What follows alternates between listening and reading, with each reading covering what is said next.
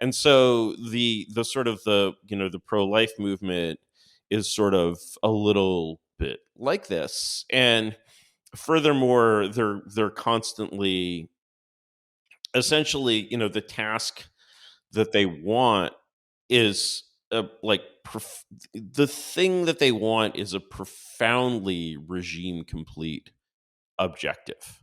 And what they really want is not even the end of abortion. What they want is a culture in which abortion is obviously unacceptable. And they want that culture, ideally one would hope that they understand that they want that culture, people who want that culture only want it for people like them and do not have an imperial design to apply that culture to the hippies of Vermont who do not want it.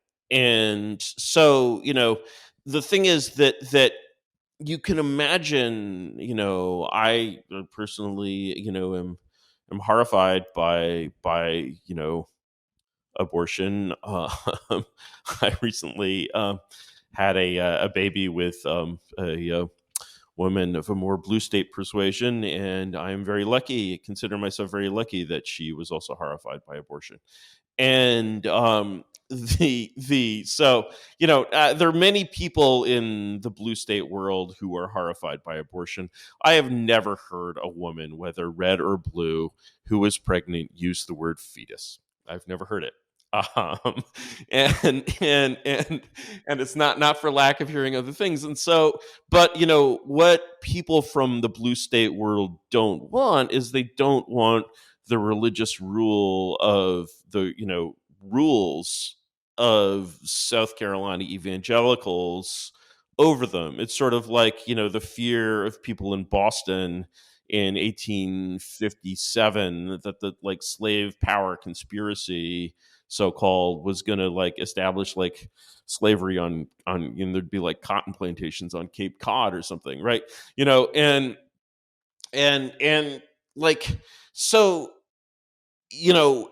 if I have to basically say to people who really genuinely, truly, deeply, and this is, basically all of them, consider, abortion to be murder, I would basically say, okay, what you want actually is to create some kind of a regime in which it makes sense that abortion would be considered murder, because that regime will have a culture in which abortion is considered murder, and that culture will be backed up by the state in the same way that liberalism is backed up by the state in Massachusetts, but also in South Carolina.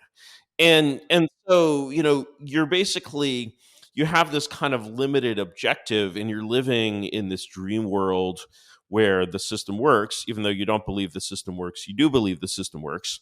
You believe the system works, and you believe that the system can give you this one thing that you really, really, really feel you need, rather than giving you that, you think it's easier to attain this limited specialized objective, which you consider extremely important, rather than reaching a stable end state which actually functions and can persist. And the path to sort of that kind of stable victory seems much longer than the path to this point where you kind of only get this thing. But in fact, how many actual abortions has the Dobbs decision prevented? Not fucking many. And, how much does a Greyhound ticket cost? I don't know. I'm sure it's dissuaded some, but the idea of preventing pregnant women who want to kill their baby from getting an abortion in the United States today, it's simply not going to happen. So the thing is, Yeah, I think the central thing is the connection between kind of law and public morality, right? To the extent that there's an right. idea that public morality exists at all. Public Right. morality, the thing is that the people who believe that they can gain get abortion banned without a much broader political change than that, fundamentally are people who believe in these things like separation of church and state that, led us straight to the world where we are now. I'm just like, it's been several centuries, guys. Like, wake up and smell the bacon, and Right. It's and almost more so classically liberal than the classical liberals. It's very exactly. funny. And Yeah. so and so the thing is that to say, and moreover, when you're coming from this position, you're also doing this thing where you're basically constantly shown, horrible caricatures of the world that you're trying to create.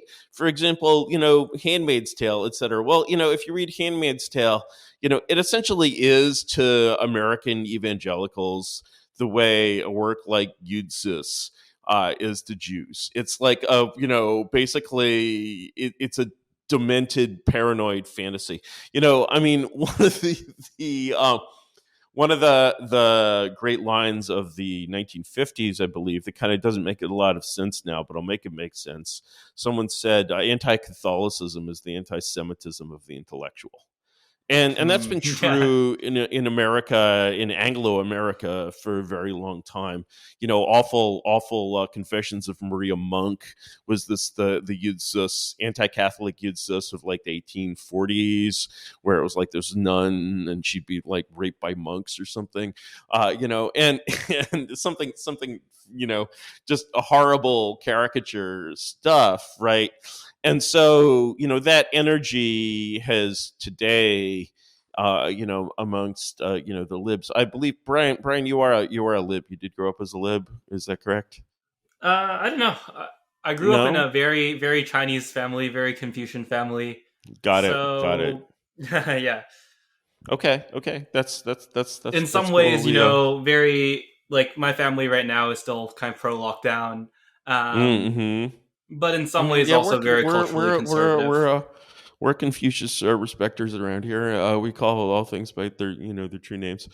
So yeah, anyway, so the thing is, when basically you're confronted with this horrific caricature of yourself, your impulse is to not confirm that caricature.